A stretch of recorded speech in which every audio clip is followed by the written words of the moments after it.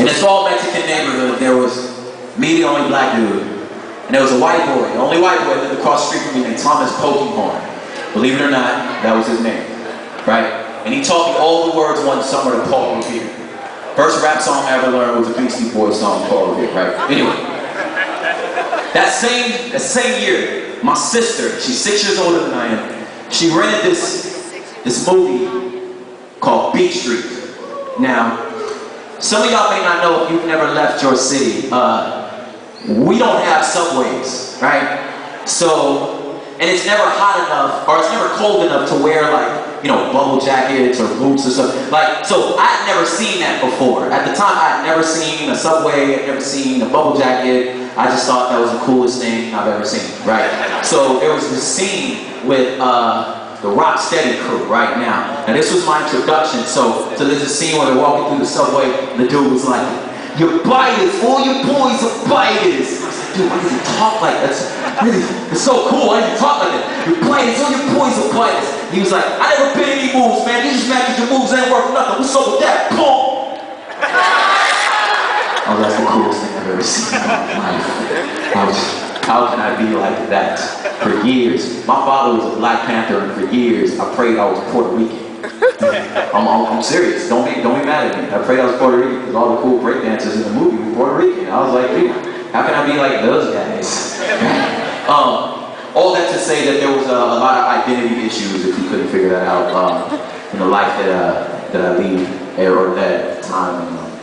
And ultimately, God used that to point me to Him. There was a lot of things I thought were mistakes, were missteps in my life, and ultimately led me to Him. I'm going to share this poem with you. Are you guys okay with that? Yeah. We'll do some more rap songs.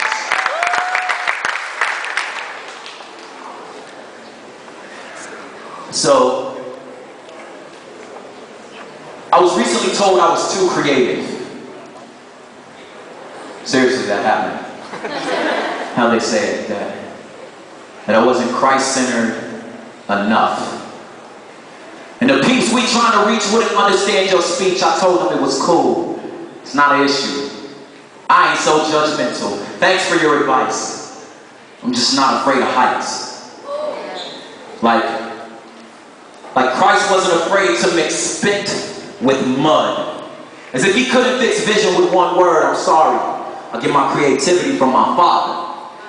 Have you ever been to the aquarium? Google a coral reef for Pete's sake. Thanks for your advice. I just lost my fear. Like, I'm not afraid of a blank canvas.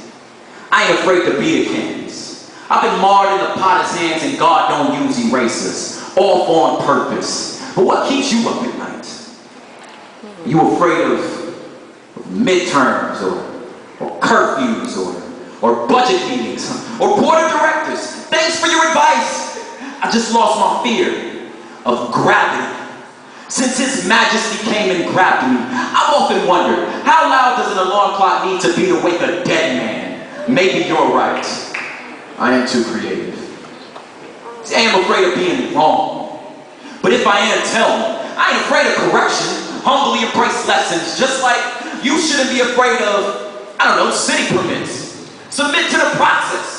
Because there's not one city permit that can stop what Elohim permits. I'm so comfortable with sovereignty. I'm so done wasting words. And I'm so tired of lying to my Father in the mirror. See, that's where I get my courage from, my spine. It's not naturally stainless steel. But you can have freely what I've learned from failing miserably. And I guess this statement shook me. Because honestly, homie, I'm terrified. I'm terrified of wasting time. But you can bet your good graces I ain't afraid of their faces. Hearts of men wax cold. Out your mind sold. It's the guts to say no that nosedive. Follow commandments that don't make sense. God says learn to walk worthy. And if you understood the cross, you'd see that command was such a paradox. Now I think I understand now. These church folks. Between heresies and Pharisees, between schemes to get rich and work to attain wealth. See, this is why I graciously smile, because truthfully, they're scared. They're scared like most of us are. That you finna waste another weekend Spend a couple $100 to do the same thing you've been doing. You're scared like I am. But your ideas, your dreams, homie, they ain't original. But you are just like your parents. You are okay with mediocre. Your product, your grades, they mediocre. And the best you've ever been and ever will be is so-so. Homie, this ain't a movie. You might go bankrupt and fail like the rest of us. You scared like I am. I've grown irrelevant. Like, is this really happening? Am I still rapping? Still doing the same thing I was doing when I was 15? Scared. Maybe that you give because, I don't know, it's a tax write-off or to Africa to prove you ain't racist. Hey, when's the last time you gave a gardener a cup of water? I don't even know our groundskeeper's name, and that motto is a name tag. I'm scared. So chairs, homie, they way too comfortable. Cost of that one spotlight could have fed an entire country. Don't even bother you. You scared you're born eagles, walking among chickens. As if these agitated shoulder blades ain't never sprouted wings. I was recently told I was too creative. And that shook me to the core. I have no excuse for fear. I should be roller skating around Saturn, looking down at satellites, flying. And if you mustered up the bravery, you get this one day. See, we fooled you. This ain't a poem. This right here is a runway. Why you ain't flying? Why you ain't flying?